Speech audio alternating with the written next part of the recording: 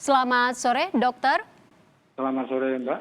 Dokter mungkin bisa menjelaskan seperti apa hasil forensik kematian Dr. Jamhari Farzal ini. Sebenarnya dokter, apakah memang ada hubungannya dengan vaksin COVID-19? Karena sebelumnya kabarnya almarhum sempat divaksin COVID-19. Silakan dokter. Nah, ini kan dari hasil pemeriksaan saya kan. Ini kan pemeriksaan saya itu dari pemeriksaan luar aja nih. Karena keluarga menolak untuk dilakukan pemeriksaan dalam. Dari hasil pemeriksaan luar kita jumpain itu binti perdarahan atau bercak perdarahannya luas itu di bola matanya. Kemudian ada binti perdarahan pada dada, tangan, perut, bahkan sampai kakinya pun kena. Nah itu menandakan kalau dia itu memang matinya itu oleh karena kekurangan oksigen atau asfiksia dalam istilah kedokterannya. Nah kaitannya dengan yang namanya pemberian vaksin, itu kan kalau vaksin itu kan benda asing yang dimasukkan ke dalam tubuh. Mana lagi disuntik, ya kan? Nah, kalau disuntik itu kemungkinan untuk terjadi namanya reaksi anafilaktik shock. Itu anafilaktik shock itu biasanya prosesnya cepat.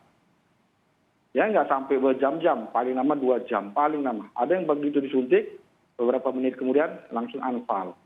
Nah ini pada kasus ini kita jumpai dia itu sudah disuntik hari Kamis. Ya, kemudian meninggalnya hari Jumat. Waktunya itu bisa saya bilang tadi sudah lebih dari 24 jam.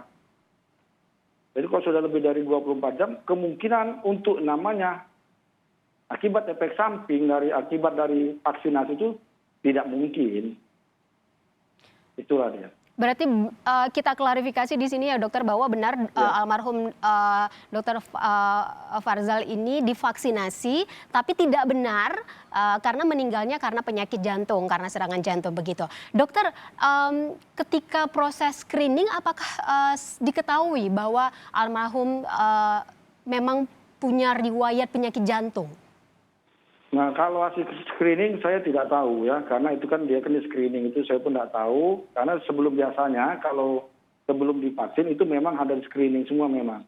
Itu biasanya kalau memang semua negatif atau tidak ada perkataan tidak ada penyakit apa semua dari yang 13 atau 16 poin itu tidak ada, baru dilakukan vaksin tadi.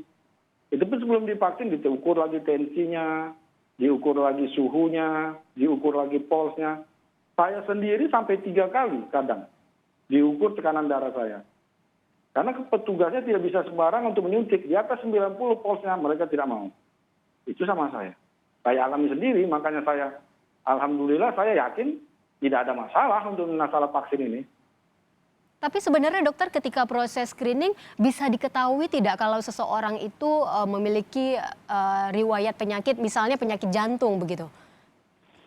Nah kalau dia di screening itu kan screening itu kan tergantung dia punya, kalau menurut saya ya, itu ya otomatis ya individu masing-masing. Nah kalau individunya jujur ya alhamdulillah, makanya kalau pada vaksin ini jujur aja, nggak usah disembunyi-sembunyikan. Kalau saya sakit ini, kalau sakit ini nggak usah. Saya tidak sakit ini ya, nggak usah. Saya nggak ada sakit sama sekali, silakan. Itu aja sebenarnya. Jadi nggak usah, penyakit itu nggak usah disembunyikan sebenarnya. Berarti dokter untuk menghindari hal serupa terjadi, seperti apa yang harus dilakukan tim vaksinasi untuk melakukan screening vaksinasi COVID-19 ini, untuk menghindari hal yang serupa begitu? Yang pasti kalau menurut saya SOP dari vaksinasi sudah benar lah. Ya sudah di screening tadi, tanya semua, kemudian disukur suhunya, bahkan ada lagi yang dicukur titer antibodinya. Itu sudah benar semua. Cuman itu tadi kita di masyarakat ini kan kadang kan menganggap kan tidak apa-apa lah, cuman batuk-batuk sedikit. Nah itu kadang menganggap hal sepele itulah kadang kita yang fatal akibatnya kadang. Itu aja kalau menurut saya. Baik.